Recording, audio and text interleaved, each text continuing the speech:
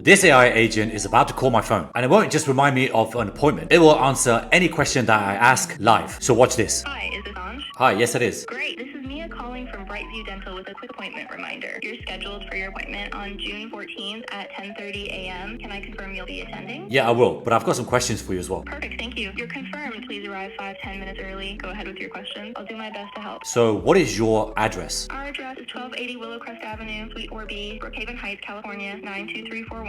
There's free lower level garage parking available as well. And how much is the dental cleaning for adults? The dental cleaning for adults is $120. Okay, that's awesome. I think I've got everything I need. Great, you're all set. We'll see you soon. Take care.